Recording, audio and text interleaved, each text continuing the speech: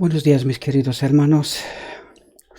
Que la paz de Dios les acompañe y le pido a Dios que el Espíritu Santo nos capacite para poder entender el tema y la propuesta de estudio que os traigo hoy. Hoy es un tema muy profundo, muy serio, toca muchos aspectos de nuestra fe.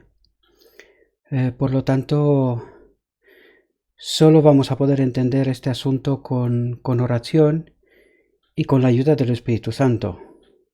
Si no, seguramente nos va a costar comprender el asunto que hoy os traigo por delante. Vamos a ver que en los textos que os voy a traer vamos a comprender que hay dos obras que tienen lugar y que las hace las dos el Hijo de Dios. Vamos a ver que hay una obra que tiene lugar en el cielo y otra obra que tuvo lugar en la tierra. Y sin más dilación, porque hay muchos textos hoy, vamos a tener que entender muchas cuestiones.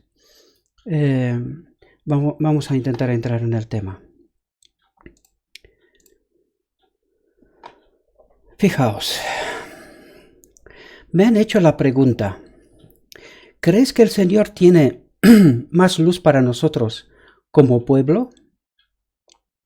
Y la respuesta de la sierva del Señor es la siguiente: respondo que tiene luz que es nueva para nosotros, y sin embargo es una luz antigua, preciosa, que brillará de la palabra de verdad.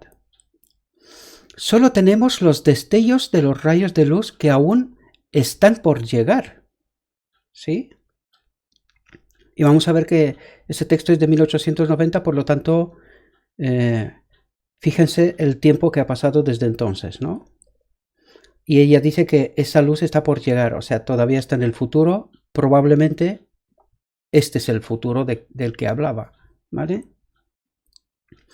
Y dice a continuación: no estamos aprovechando al máximo la luz que el Señor ya nos ha dado y por lo tanto no recibimos la luz aumentada. No caminamos en la luz ya derramada sobre nosotros. Es decir, no hemos aceptado la luz que nos fue recibida en su momento, no la hemos entendido bien, y por lo tanto no hemos sido capaces de recibir más luz, porque no hemos ido en paz con la luz que ya nos fue dada. Y vamos a entrar en el asunto que os propongo hoy como estudio. He encontrado un texto que apareció en Review Herald, apareció en The Daystar primera vez, con fecha de 7 de febrero de 1846. Y vamos a ver qué es lo que trata este asunto. Dice lo siguiente: significativamente, The Daystar Extra, con fecha del 7 de febrero de 1846, había sido dedicado al estudio bíblico de Hiram Edson y O.R.L. Crozier, en el que, basados en las escrituras, ellos exponían la evidencia para comprender que las dos fases del ministerio en el servicio del santuario terrenal eran un tipo o modelo del ministerio de Cristo en el santuario celestial. Y ese tema ya lo hemos estudiado con anterioridad. Dijimos, ¿no?, que el santuario era un modelo y que ni los judíos entendieron su propósito y que nosotros tampoco lo entendimos del todo bien, ¿vale? Pero aquí debemos de entender claramente que hay una obra que en realidad tiene lugar en el santuario celestial, y que lo que pasaba en el santuario terrenal no era más que una imagen, una parábola, ¿no?, tal como lo vimos en aquel texto. Por lo tanto, lo que está pasando en el santuario celestial, esa es la obra que realmente importa, ¿vale? Seguimos. Consecuentemente, según Edson y Crozier, los eventos que iban a ocurrir comenzando el 22 de octubre de 1844, eran eventos que tuvieron lugar en el cielo. Aquí entendemos claramente que Jesús pasó del lugar santo al lugar santísimo, de una fase de su obra a otra fase de su obra, pero que tiene lugar en el cielo, no en la tierra. La investigación que respaldaba estas conclusiones se había realizado en el hogar de Hiram Edson, en el oeste del estado de Nueva York, durante un número de meses. Y ahora dice algo que es muy importante y tenemos que tenerlo también en cuenta.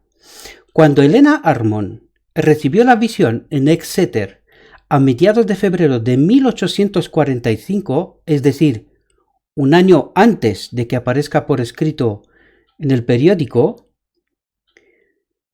dice, desconocía la existencia de este estudio bíblico y tampoco había habido tiempo para que el número del Sunday Star del 7 de febrero de 1846 le llegase antes que ella escribiese sobre la visión a los lectores de ese periódico. La visión, según fue publicada el 14 de marzo, confirmaba en forma única las conclusiones del estudio bíblico de Edson y Crozier. Un año más tarde, el 21 de abril de 1847, Elena de White escribió lo siguiente en una carta dirigida a Ellis Curtis. El Señor me mostró en visión hace más de un año que el hermano Crozier tenía la verdadera luz sobre la purificación del santuario. Quedémonos con esto porque es sumamente importante. Y que era la voluntad divina que el hermano C. Crozier expresase por escrito el punto de vista que nos dio en el Sunday Star Extra del 7 de febrero de 1846. Y afirma, me siento plenamente autorizada por el Señor a recomendar a cada santo ese número del Extra. Es decir, que deberíamos de conocer todos lo que el hermano Crozier está exponiendo. Y vamos a ver a continuación, voy a poner toda su tesis, todo el artículo que fue publicado, os lo voy a poner en la descripción de ese vídeo para que podáis tener acceso a todo el texto, pero yo os voy a presentar a continuación solamente las conclusiones, ¿verdad? Pero os dejo el texto en un archivo Word para que podáis estudiarlo también vosotros en su plenitud, ¿no? El artículo que fue publicado completo. No lo expongo porque es largo, entonces esto se convertiría en horas, ¿verdad? Y no tenemos tanto tiempo. Pero vamos a ver cuáles son las conclusiones. Fijaos, dice, primero, si la expiación fue hecha en el Calvario, ¿por quién fue hecha? El hacer expiación es la obra de un sacerdote. ¿Pero quién oficiaba en el Calvario? Soldados romanos y judíos impíos. Es lo que estaban ahí. Segundo punto.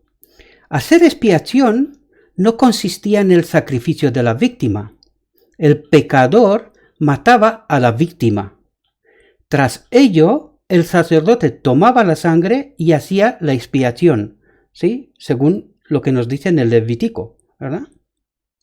Tercer punto. Cristo era el sumo sacerdote elegido para hacer expiación, y ciertamente no pudo actuar como tal sino hasta después de su resurrección. Y no tenemos constancia de que hiciera algo sobre la tierra, tras su resurrección, que pueda llamarse expiación. La expiación se efectuaba en el santuario, en el celestial, debemos de entender. Pero el Calvario no es un lugar tal. Según Hebreos 8:4, Jesús no podía hacer expiación mientras estuviese sobre la tierra. Si estuviera sobre la tierra, ni siquiera sería sacerdote. El sacerdocio levítico era terrenal, era el terrenal. El divino es el celestial. Sexto punto. Por lo tanto, no comenzó la obra de hacer expiación. Consista esta en lo que consista, hasta después de su ascensión, cuando por su propia sangre entró en su santuario celestial por nosotros. Y estas son las conclusiones en las cuales llegan el hermano Crozier, y diciendo claramente que la expiación no se ha consumido en la cruz. Pero vamos a ver a continuación que tampoco la víctima es la correcta, la de la cruz. Porque si la expiación no se ha hecho en la cruz, la víctima tampoco puede ser correcta en la cruz. Y vamos a ver a continuación si encontramos argumentos como para creer lo que estoy afirmando en estos momentos. ¿Vale? Sigamos. Vamos a hablar ahora sobre la obra terrenal, la obra de Cristo terrenal. Fijémonos. El Hijo de Dios fue asaltado a cada paso por los poderes de las tinieblas. Después de su bautismo fue llevado por el Espíritu al desierto y sufrió la tentación durante 40 días. Y ese texto lo hemos visto antes, pero nos ayuda a sentar las bases para poder comprender cuál es la obra y quién trae esa obra, la obra terrenal, ¿no? ¿Quién la hace? Y dice, me han llegado cartas afirmando que Cristo no pudo haber tenido la misma naturaleza que el hombre, porque si lo hubiera hecho, habría caído bajo tentaciones similares. Ese era el argumento que traían. Pero ahora viene Dios a través de la sierva del Señor y dice lo siguiente. Si no tuviera la naturaleza del hombre, no podría ser nuestro ejemplo. ¿Sí? Si no fuera un participante de nuestra naturaleza, no podría haber sido tentado como lo ha sido el hombre. Si no le fuera posible ceder a la tentación, no podría ser nuestro ayudante. Bien, no sé si realmente os dais cuenta aquí, pero aquí nos habla, en primer lugar, nos dice que Él era uno como nosotros. Uno como nosotros, con la única diferencia, ya lo dijimos en reflexiones anteriores, os remito a ellas para poder comprender mucho mejor de lo que estamos tratando, ¿verdad? Que en él habitaba el Espíritu Santo. Esa era la única diferencia. Es decir, era como el segundo Adán, ¿sí? Pero que era hombre. Era hombre. Y lo segundo, lo que nos está diciendo es sobre su obra. ¿Cuál era su obra? Y él dijo que él vino a ser un ejemplo. Y aquí no nos habla ni de sacrificio ni de expiación. Para nada. Y vamos a verlo con textos. ¿Cuál fue su obra? ¿Sí? Era una realidad solemne que Cristo vino a pelear las batallas como hombre en nombre del hombre. Es decir, esa fue su obra. ¿Verdad? Su tentación y victoria nos dicen que la humanidad debe copiar el patrón. El hombre debe ser partícipe de la naturaleza divina, y esa fue su obra. ¿Vale? Es una parte, luego la veremos, ¿vale? Que la obra suya fue de reconectar al hombre con lo divino, con el Espíritu Santo, ¿verdad? Que es la obra que tiene lugar en el lugar santísimo. Vamos a seguir.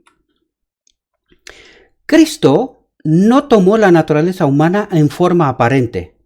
Lo vuelve a recalcar. La tomó de verdad. En realidad poseyó la naturaleza humana. Por cuanto los hijos participaron de carne y sangre, él también participó de lo mismo. Es decir, viene a recalcar claramente que él era hombre. Donde habitaba el Espíritu Santo en él, sí, pero que era hombre. Era el hijo de María, era de la simiente de David, de acuerdo con la ascendencia humana, se declara de él que era hombre, el hombre Cristo Jesús. Escribe Pablo, de tanto mayor gloria que Moisés es estimado digno Cristo, cuanto tiene mayor honra que la casa el que la hizo. Ahora, aquí nos salta una incógnita. Si él era hombre, su obra terrenal no pudo haber pagado el precio del pecado del hombre, porque él era hombre. ese precio tiene que pagarlo Dios. ¿Entendemos?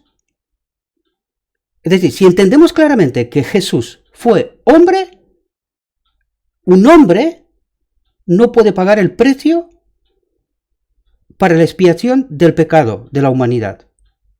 No puede. Tiene que ser Dios. Por eso dijimos antes de que tampoco el sacrificio que fue ofrecido en la cruz era el sacrificio requerido. Porque si él fue hombre, no puede ser el sacrificio para el sacrificio expiatorio. Y ya lo vimos por el estudio, que os voy a dejar en la descripción todo el estudio, que tampoco se produjo la expiación en la cruz, sino que se va a producir en el cielo. ¿Vale? Eso lo vamos a comentar un poco más adelante todavía. Vamos a ver cuál fue la obra de Cristo. ¿Sí? En su oración, justo antes de su crucifixión, declaró. Es decir, antes de su crucifixión. Por eso estamos argumentando claramente que no es ni el sacrificio es el que correspondía, ni tampoco la expiación se produjo allí, en la cruz. Por lo tanto, dice, su obra se acabó antes de la cruz. Pero vamos a ver cuál fue esa obra. Y dice, he manifestado tu nombre, te he glorificado en la tierra, he terminado el trabajo que me diste que hiciera. ¿Cuál fue? He manifestado tu nombre, te he glorificado en la tierra. Ese fue una parte de ese trabajo, ¿verdad? Porque la otra vamos a ver que es reconectar a Adán con la naturaleza divina. Es decir, esa fue la obra que Cristo hizo en la tierra, ¿verdad? De glorificar al Padre y de abrir un camino para el hombre para que vuelva a estar reconectado con la divinidad. Vamos a verlo con los textos, ¿vale? Dice, he terminado el trabajo que me diste que hiciera.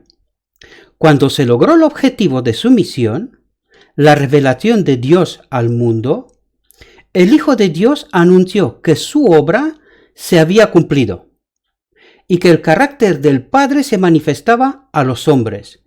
Es decir, su obra fue de demostrar que lo que Satanás dijo en Edén, que Dios no era justo y que el hombre no puede cumplir la ley, esa fue su obra, de demostrar el carácter del Padre, de glorificarlo en la tierra.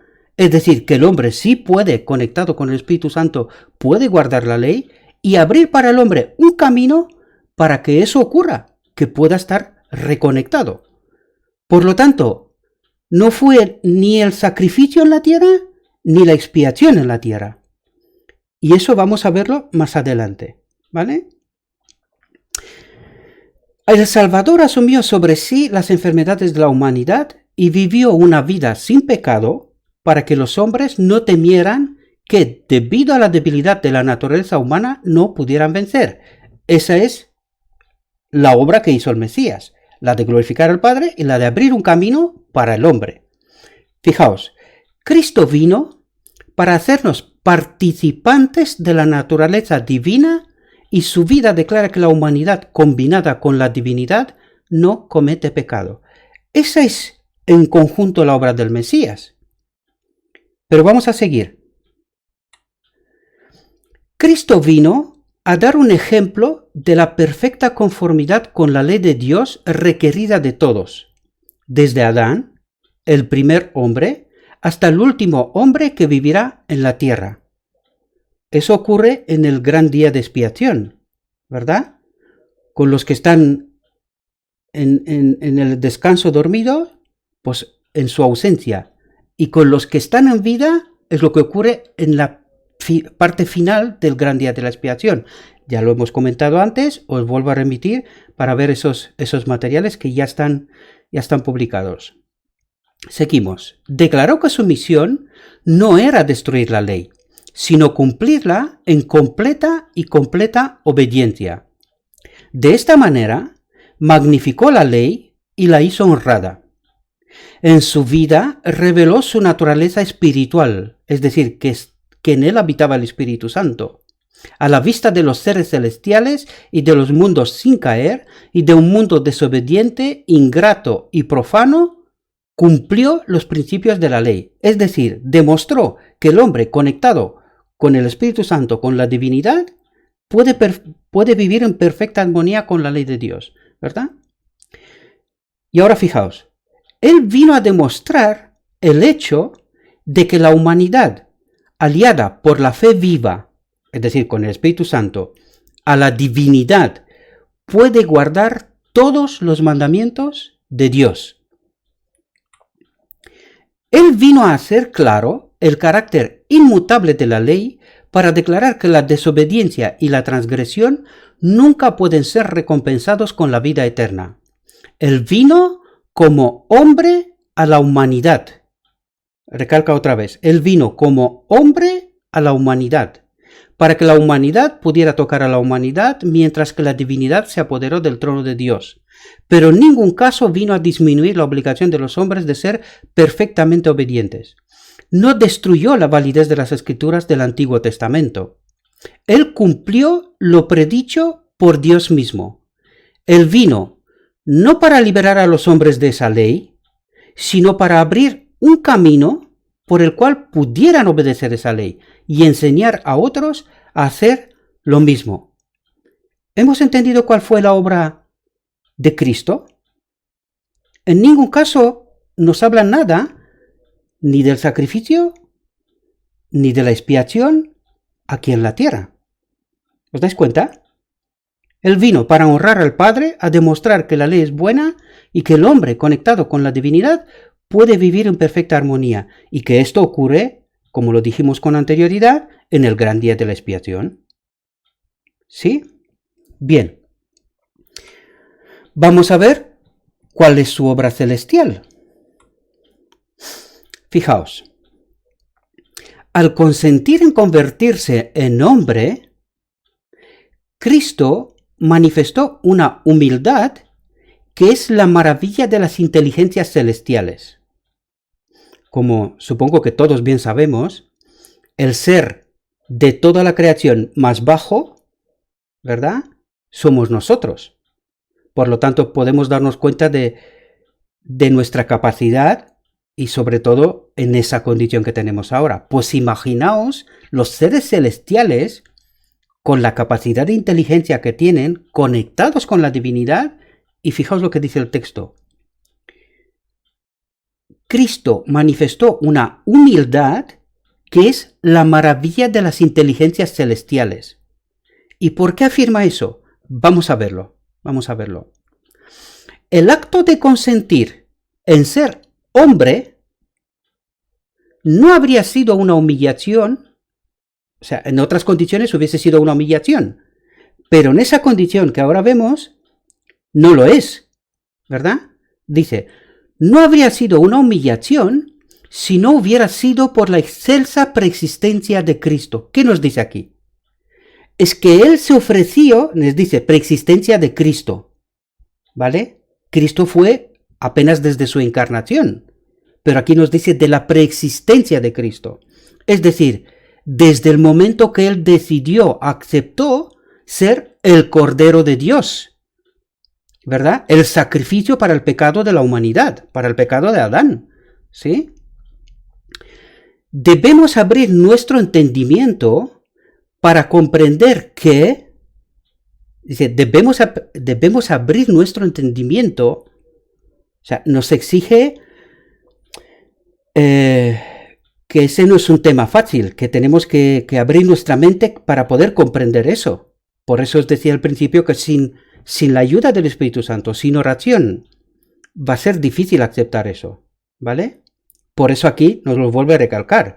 Debemos abrir nuestro entendimiento para comprender que Cristo puso a un lado su manto real, su corona regia y su elevado mando. Es decir, se despojó de todos sus atributos, como Dios, ¿sí? Y dice, y revistió su divinidad con humanidad. Es decir, Él hizo el proceso inverso del que nosotros tenemos que hacer. La humanidad se tiene que revestir de la divinidad, pero Cristo hizo otro proceso. De la divinidad se rebajó y se hizo hombre. Y vamos a verlo a continuación hasta qué punto. ¿Sí? Dice, y se revistió su divinidad con humanidad para que pudiera encontrarse con el hombre donde éste estaba. Sí, es decir, se rebajó a nuestra condición para proporcionar a los miembros de la familia humana poder moral. ¿Poder moral qué es?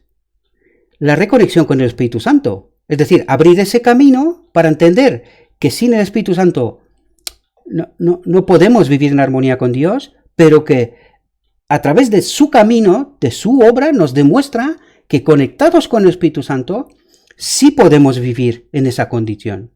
Fijaos, dice, a fin de que llegaran a ser los hijos e hijas de Dios.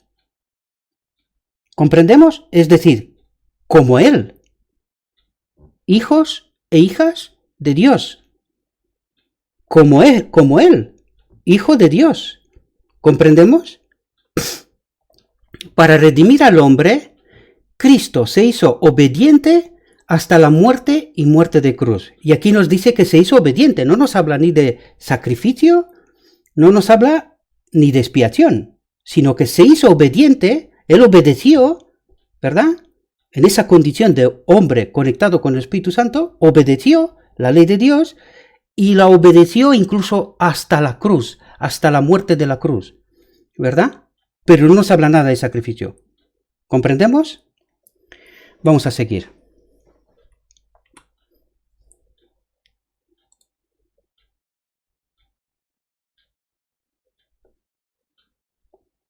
¿Qué ha pasado? La doctrina de encarnación de Cristo en carne humana es un misterio. El misterio que había estado oculto desde los siglos y edades. ¿Os dais cuenta? Fijaos, vamos a apuntarlo otra vez. Dice, la doctrina de la encarnación de Cristo en carne humana es un misterio. El misterio que había estado oculto, pero que ya no. Es decir, ha estado oculto hasta ahora, pero que ya no. ¿Verdad? Eso es lo que está diciendo. Desde los siglos y edades. Dice, es el grande y profundo misterio de la piedad, y aquel verbo fue hecho carne y habitó entre nosotros. Y ahora, estemos atentos. Fijaos. Dice, Cristo tomó sobre sí la naturaleza humana. Una naturaleza inferior a su naturaleza celestial. Bien, si Él tomó una naturaleza inferior a su naturaleza celestial, ¿qué pasó con su naturaleza celestial? ¿Entendemos? Y ahí está el misterio. Eso es lo que fue oculto hasta el presente.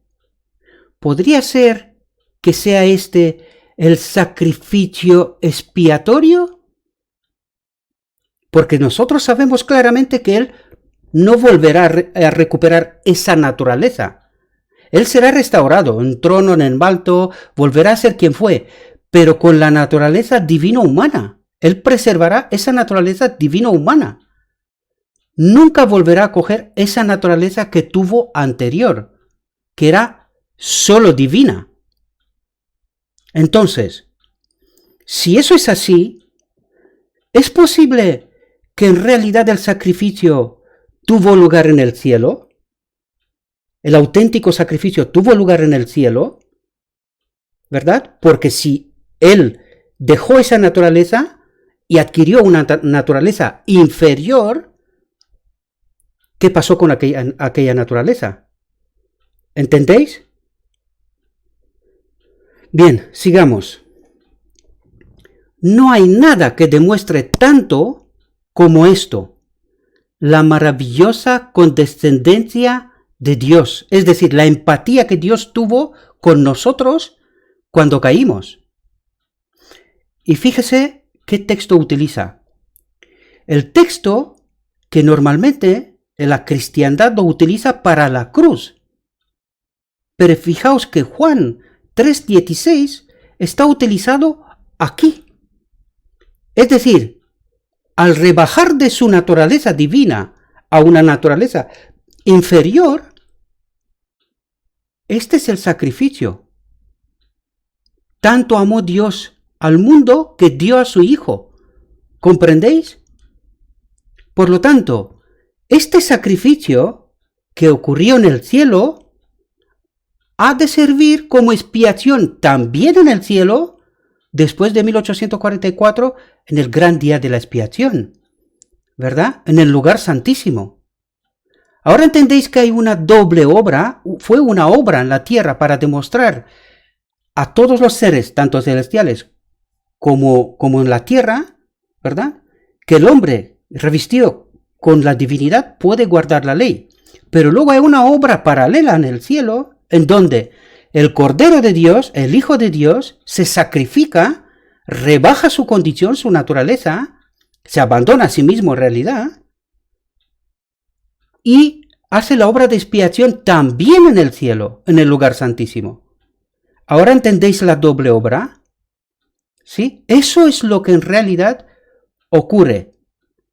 O es lo que yo creo que ocurre, ¿verdad? Y que hasta ahora no logramos entender bien. Porque está claro, si Cristo fue hombre sobre la tierra, el hombre no puede pagar el precio para el pecado de la humanidad. Tiene que ser Dios.